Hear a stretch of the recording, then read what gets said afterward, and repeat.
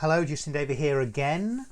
This is a follow-up to my follow-up video comparing a very quick render test between Premiere CC and Final Cut Pro 10. This is running on my new iMac late 2015 27-inch Retina with 24 gig of RAM and the 1TB Fusion drive, the M390 graphics card. In Picture Review has this afternoon left a very helpful comment on the video, talking about background rendering, which I didn't really consider before. So I'm going to do the same test again, but what I've done is I've deliberately turned off background render. Okay, so I'm not going to have background rendering on for both Final Cut 10, so it's a fair test. And what I've done, I brought in a piece of footage. It's 7.5 seconds duration.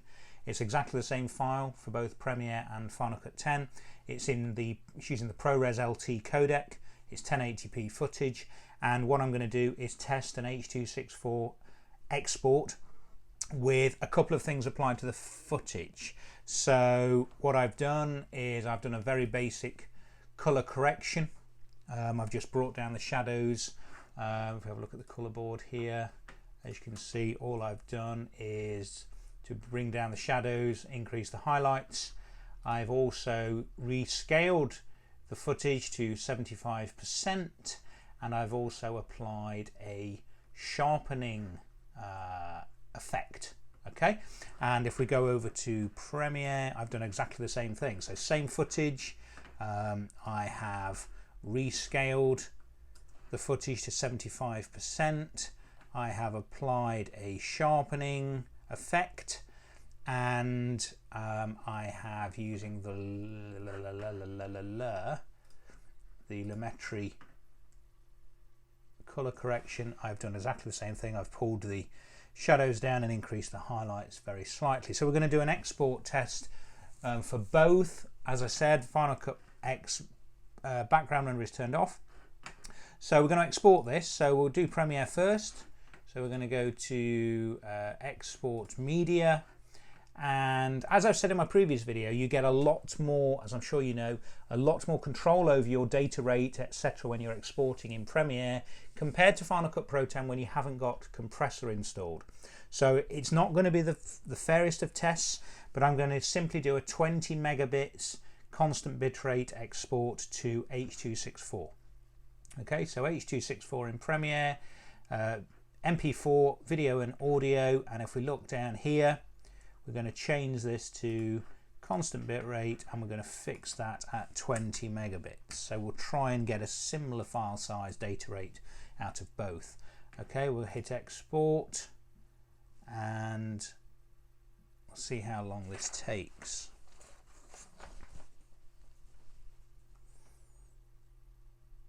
How long was that, we ask ourselves? Well, it would have helped, wouldn't it, if I had my stopwatch running.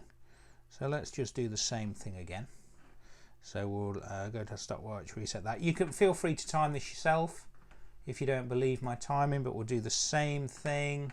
So let's just check constant bit rate. Actually, let's put it into the same folder this time. Let's call this, make a new folder, new test. Let's call it Premiere, and let's go 3, 2, 1, go. Oh no, we're not. Let's hit export. 3, 2, 1, go.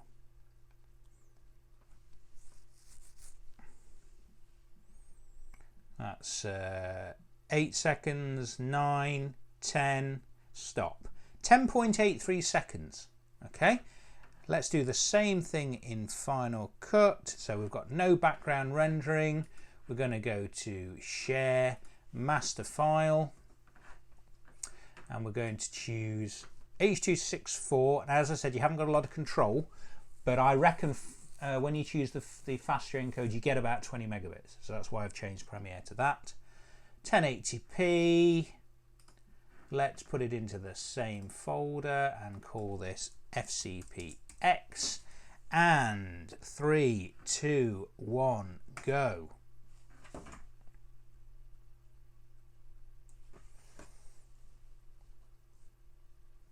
Interesting, this is going to be slower. Stop. 14.31. Interesting. Let's now, just out of curiosity, turn background rendering on. Set this to start after 1 second.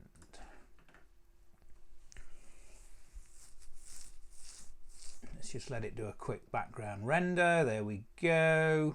Okay, so we've got no orange line. Let's just, out of curiosity, share it again. Okay, let's call this render 2 and 3, 2, 1, go.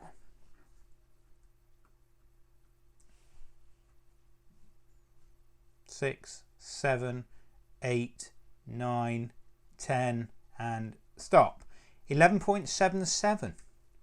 Fascinating that is, because that is actually slower than Premiere, and I would have thought Final Cut would still be quicker. Interesting to hear your comments on this. Please share, subscribe and like. Thanks for watching. See you next time.